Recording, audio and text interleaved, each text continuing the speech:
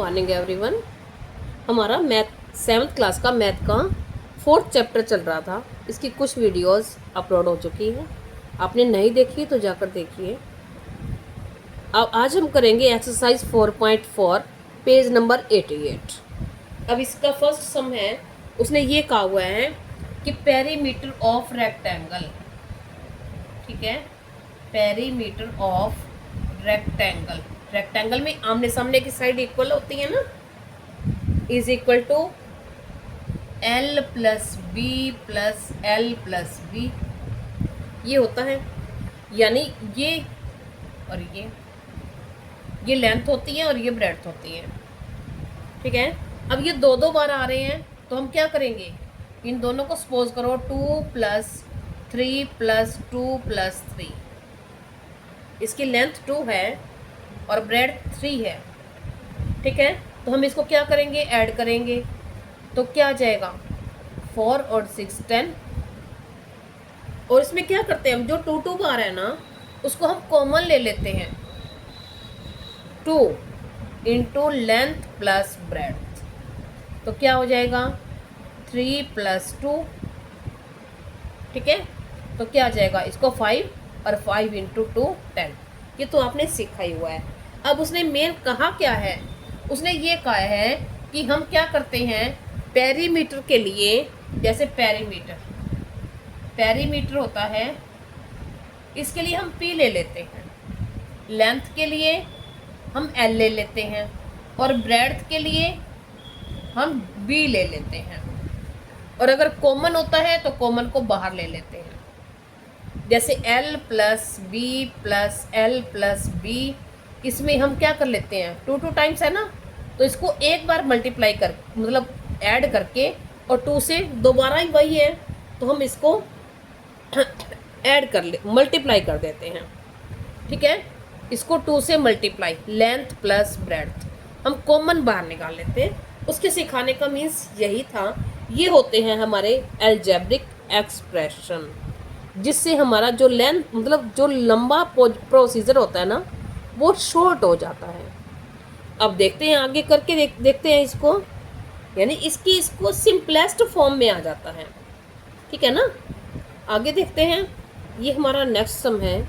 उसने ये कहा है, यहाँ पेंसिल्स दी हुई है, डे 1, डे 2 और डे 3, इतनी पेंसिल सोल्ड हुई है, ठीक है। पेंसिल फर्स्ट डे सोल्ड हुई 5, सेकंड डे 3, थर्ड डे 10, और इरेजर्स भी बताई हुई है उसने, इरेजर फर्स्ट डे 4, 6 और 1 थर्ड डे। अब उसने इनका कहा है कि इतनी तो पेंसिल सोल्व हुई, लेकिन इसका प्राइस क्या था, प्राइस था सबका, पेंसिल्स का था C और इरेजर्स का था D, ठीक है।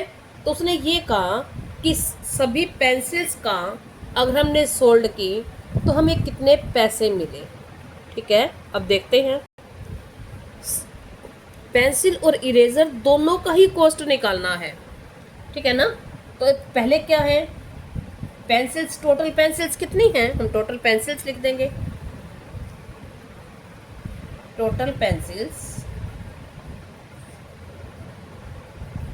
इज इक्वल टू 5 + 3 + 10, ये पेंसिल्स थी, ठीक है। और एक पेंसिल का कॉस्ट कितना है, cost of 1 pencil is equal to C, उसने कहा है ये। अब कॉस्ट ऑफ इसी का निकालना है ना हमने, 5 + 3 + 10, तो क्या करते हैं, इसको मल्टीप्लाई करते हैं, ठीक है। तो हम सीधा ही कर देंगे इसको, आपको स्टेटमेंट लगाने की ज़रूरत नहीं है। तो इन सब का कॉस्ट निकालना है तो मल्टीप्लाई C कर दो। अब उसने कहा है कि इरेजर्स, कॉस्ट ऑफ इरेजर्स, हम सीधा ही कर दें, क्या हो जाएगा, इरेजर्स कितनी है 4 + 6 + 1, और इसके कॉस्ट से इसको मल्टीप्लाई कर देंगे, मल्टीप्लाई D, यानी जो कॉस्ट दिया हुआ है ये 1 का दिया हुआ है, ठीक है। अब इसको इससे मल्टीप्लाई कर देंगे, इनका आंसर आ जाएगा। अब देखो, अब क्या करेंगे हम, अब ये तो पेंसिल का और टोटल चाहिए हमें, तो इनको ऐड कर देंगे। अब ऐड कैसे करें, ये क्या बनेगा इसका, 5 और 3 8, 8 और +10, तो क्या बन जाएगा 18 मल्टीप्लाई सी प्लस 4 6 10 और 1 11 11 डी। ठीक है, अब यहाँ 18 सी आ जाएगा ना, इसको मल्टीप्लाई करेंगे तो 18 सी प्लस 11 डी। अब हम इनको प्लस नहीं कर सकते क्योंकि ये अलग अलग हैं। अगर यहाँ भी सी होता तो हम प्लस कर सकते थे। जब ये लेटर अलग अलग होते हैं तो ये अनलाइक टर्म होते हैं। इन एक जैसे होते तो लाइक होता है, और ये अनलाइक टर्म है, इसलिए हम इनको ऐसा ही रखेंगे। तो हमारा आंसर क्या रहेगा 18C प्लस 11D आंसर। ठीक है, अब नेक्स्ट है, नेक्स्ट में उसने क्या कहा है, अब उसने आगे ये कहा है if C is equal to 50 rupees then find the total amount earn by pencils. तो हम क्या करते हैं, यहाँ C की वैल्यू पुट कर देते हैं। ओनली पेंसिल्स का पूछा हुआ है, इरेजर्स का नहीं। अर्न बाय पेंसिल्स, तो हम पेंसिल्स का क्या है 5 प्लस 3 प्लस 10, तो हमने किससे मल्टीप्लाई किया था C से। तो अब C की वैल्यू क्या है 50, उसने बता दी तो 50 में रख देते हैं। तो इसको ऐड करने से क्या आया था 18, तो 18 इंटू 50 इज इक्वल टू 80। 18 5 90 और 0 की 0 लग जाएगी 900 रुपीज़। ये हमारा आंसर हो गया। अब देखते हैं नेक्स्ट। अब नेक्स्ट में उसने कहा है right the expressions earn by selling erasers and simplify it. अब इसकी एक्सप्रेशंस हमने बनाई थी, फर्स्ट डे इतनी सॉल्व हुई थी, सेकंड डे और थर्ड डे। तो हमने क्या किया, एक्सप्रेशन कैसे बनाई थी 4 into 6 into plus 1, sorry plus आ जाएगा ना, 6 प्लस 4 प्लस 1 इंटू डी। ठीक है, ये तो हमारी एक्सप्रेशन बन गई, यहाँ लिख दो एक्सप्रेशन।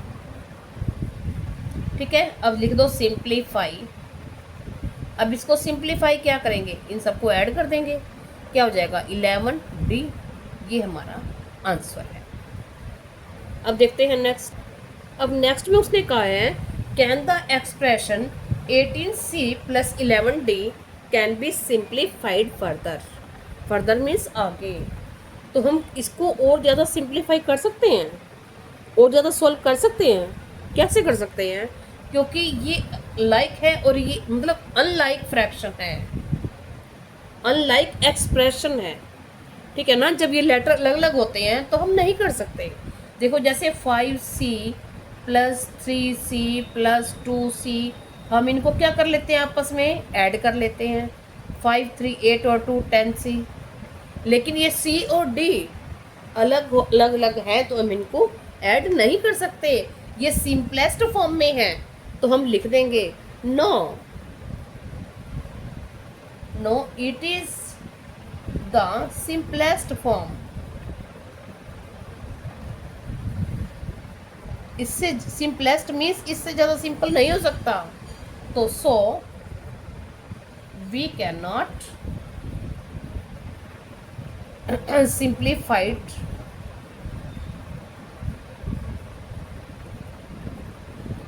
it further। ठीक है,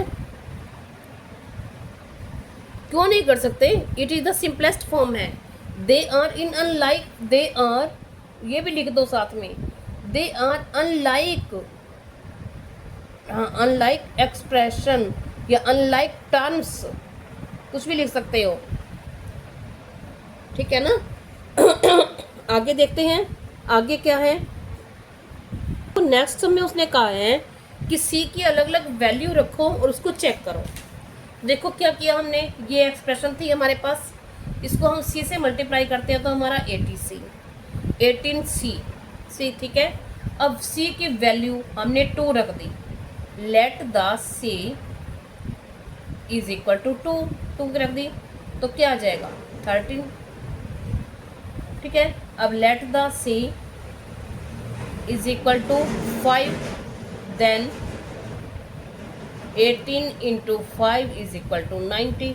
आप कुछ भी करके रख सकते हो, ये बिल्कुल इजी है। नेक्स्ट देखिए, नेक्स्ट है हमारा उस example 6, find the area of bigger rectangle. अब उसने दो रेक्टेंगल दिए हैं, इसकी जो दोनों की जो ये लेंथ है ये v है, v मीटर, तो इसकी जितनी है ये भी इतनी ही है, यानी ये भी v ही होगी, ठीक है ना।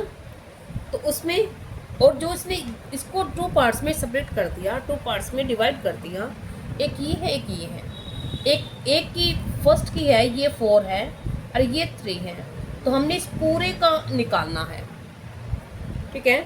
इसको दो तरह से हम निकालेंगे। कैसे निकालेंगे? देखो, एक तो हम इसका पहले इसका निकाल लें, फिर इसका निकाल लें।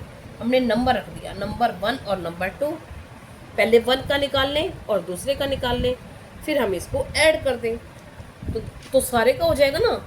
इस पूरे का निकालना है हमें, यहाँ से लेके और यहाँ तक निकालना है, तो हम क्या करेंगे, इसका और इसका एरिया ऐड कर देंगे, ठीक है। या फिर दूसरा तरीका है, इसको और इसको प्लस कर दो और ये तो वही रहेगी, सिंपल सी बात है। तो हमारे पास ये तो लेंथ है और ये ब्रेड्थ हो जाएगी, ये 4 और 3 है, ये भी 4 और 3 है, तो टोटल कितनी हो गई 7। तो सिंपल सी बात है। तो हम इसको क्या कर देंगे, हमारे पास लेंथ है, ब्रेड्थ है, एरिया निकाल लेंगे। हम सीधा भी निकाल सकते हैं। अब सीधा कैसे निकाल सकते हैं, हम लिख सकते हैं लेंथ v मीटर और ब्रेड्थ कितनी हो गई 4 + 3, लेंथ ऑफ बिगर एरिया लिखेंगे, bigger rectangle, v metre, breadth of bigger rectangle, 4 + 3 सीधा ही कर दिया हमने 7। तो एरिया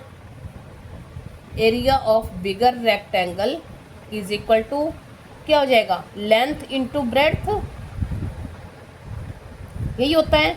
तो 7 × v is equal to 7v हो गया। और एरिया के साथ हम लिखते हैं स्क्वायर मीटर, हम यहाँ ब्रैकेट में रखना है इसको। अगर m लिख देंगे साथ में तो vm समझ नहीं आएगा, ठीक है। दिख रहा है, समझ आ रही है आपको? ये हमने सिंपल ही निकाल लिया।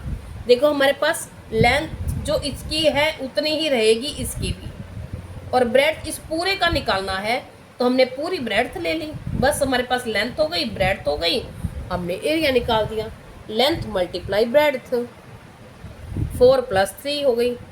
ये हमारा था फर्स्ट वे, बिल्कुल सिंपल। और अगर हम दूसरे तरीके से करें तो दूसरे तरीके से क्या करेंगे, इसका निकाल लो और इसका निकाल लो, तो दोनों को ऐड कर दो। कैसे निकालेंगे एरिया ऑफ बिगर, तो हम क्या करेंगे, पहले एरिया ऑफ फर्स्ट रेक्टेंगल, पहले फर्स्ट का निकालेंगे ना, फिर area of first rectangle is equal to, अब इसकी लेंथ कितनी है v, क्या निकालेंगे, लेंथ इंटू ब्रेड्थ, तो v × 4, इसकी तो 4 है ना, यहाँ तक ले रहे हैं हम, तो क्या आ जाएगा 4v स्क्वायर मीटर, ठीक है। और length of area of second rectangle is equal to, अब इसकी क्या है, लेंथ कितनी है, लेंथ तो वही रहेगी ना v, और ब्रेड्थ कितनी हो गई 3, तो क्या हो जाएगा 3v हो गया, 3v स्क्वायर मीटर। अब हम निकालेंगे टोटल एरिया, टोटल एरिया, और टोटल एरिया किसका बन जाएगा, बिगर का, bigger area bigger rectangle is equal to, इन दोनों को ऐड कर दिया, 4v + 3v। अब दोनों के लेटर सेम है ना, लाइक ये टर्म्स, तो हम इनको प्लस कर देंगे 7v स्क्वायर मीटर। वहाँ भी हमने क्या किया था, v और इन दोनों को इकट्ठा करके 4 + 3, तो ये हो जाएगा v × 7, ठीक है।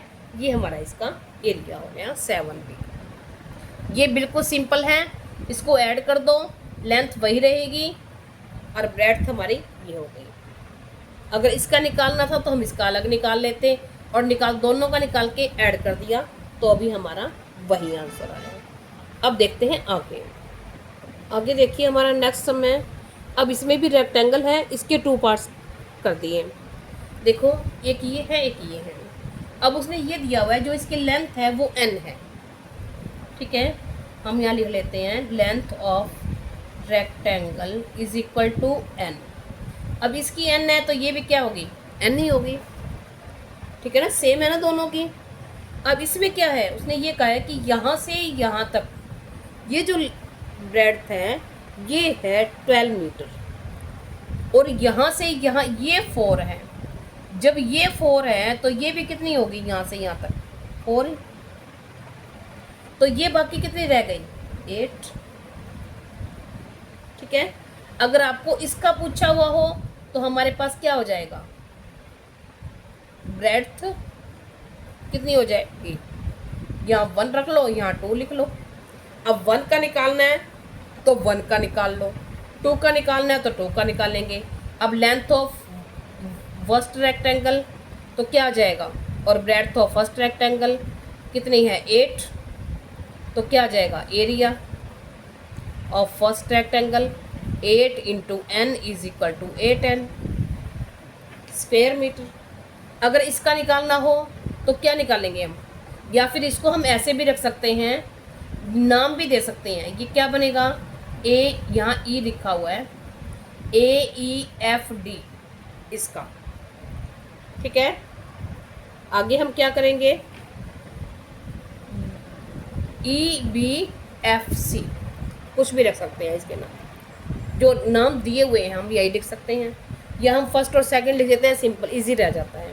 तो दूसरे का निकालना हो तो हम क्या करेंगे, length of second rectangle is equal to length कितनी है n, ब्रेड्थ कितनी है 4, तो एरिया कैसे निकल आएगा 4 into n is equal to 4n हो गया। और अगर टोटल का निकालना हो तो सीधा ही निकाल लो, हमारे पास ये टोटल है और ये है, तो 12n आ जाएगा। अगर हम इनको ऐड करेंगे तो भी यही आएगा। अब देखते हैं नेक्स्ट। देखिए नेक्स्ट सम है हमारा, ये शॉप है, एक शॉपकीपर रेंट पे देता है सामान, चेयर्स और टेबल्स। अब वो क्या करता है, जो अमाउंट लेता है एक चेयर का, 1 चेयर का 40 रुपीज़ वो सबमिट करवाता है और टेबल का करवाता है 75 रुपीज़। और जब हम उसको वापस देते हैं तो वो क्या करता है, चेयर के 6 रुपीज़ वापस दे देता है और टेबल के 10 रुपीज़। यानी उसका रेंट तो है चेयर का 40 लेता है और 6 वापस दे देता है, तो कितना बना 34। ठीक है ना, 6 रुपीज़ वो एक्स्ट्रा इसलिए लेते हैं कि कोई चीज़ किसी की गुम हो जाती है, खो देते हैं, तोड़ देते हैं, तो वो उसके बाद में क्या बोलते रहेंगे, कुछ देने नहीं आएंगे, तो क्या करेंगे, इसलिए वो फालतू पैसे रख लेते हैं, एक्स्ट्रा पैसे रख लेते हैं। और जब वो उनको देने आते हैं एज ए सिक्योरिटी, तो वो वापस जब देने आते हैं, चीज़ को लौटाने आते हैं, तो उनको उनके बचते हुए पैसे वापस दे देते हैं। तो पहले सबमिट करवा लेते हैं वो एक्स्ट्रा पैसे। अब उसने ये कहा है कि इसकी एक्सप्रेशन बनानी है और इसको हम सॉल्व करके दिखाना है। तो देखते हैं हम कैसे करेंगे इसको। उसने चेयर्स लिए हैं x और टेबल्स लिए हैं y। इतनी चेयर्स और टेबल्स ली हैं तो इनकी एक्सप्रेशन बतानी है और वैल्यू हम पुट कर देंगे। अब देखो कॉस्ट ऑफ चेयर्स का क्या रहेगा, 40 इंटू एक्स रहेगा ना। ठीक है ना, x चेयर थी, अब ये दोनों सेम लग रहे हैं ना, तो आप इनमें कुछ ऐसा किया करो, इसको ऐसे कर दो, कर्व कर दो, ताकि आपको ये रहे कि ये x है। या फिर आपको अगर ऐसे बनाओगे तो दोनों सेम रहेंगे, इसको ऐसे करके करो। ठीक है ना, अब देखो 40 इंटू एक्स क्या बन जाएगा 40x। अब टेबल का क्या रहेगा, y है तो y इंटू 75 तो 75y। अब जब चीज़ लेने जाएंगे टेबल और चेयर तो कितने पैसे देंगे, उसने टेबल इतनी चेयर और इतनी टेबल्स ली तो कितना पैसे दिए 40x प्लस 75y। ठीक है, अब सपोज करो जितनी चेयर लेंगे वो उतनी चेयर का ही तो पैसे देगा।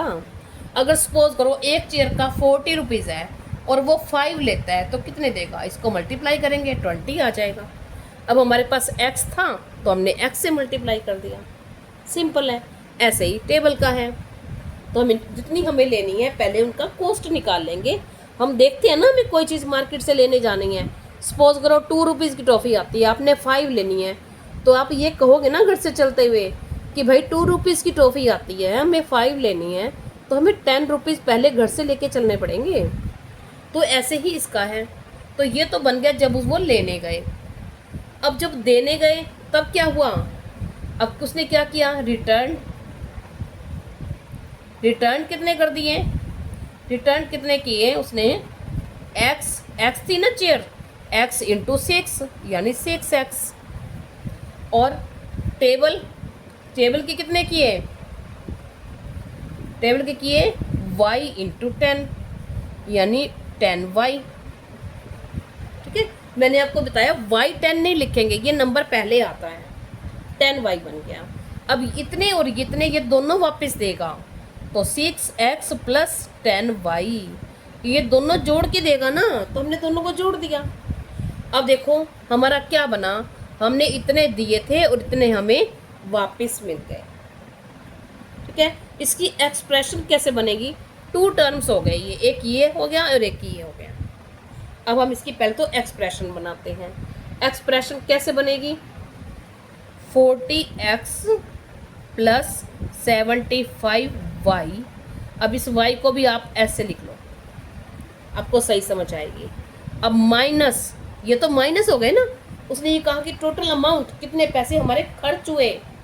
अब खर्च तो ये हमने दिए लेकिन ये वापस मिल गए, तो ये तो हमारे खर्च ही नहीं हुए, तो हमारे वापस ही आ गए। इसको इसमें से माइनस कर देंगे, प्लस 10y।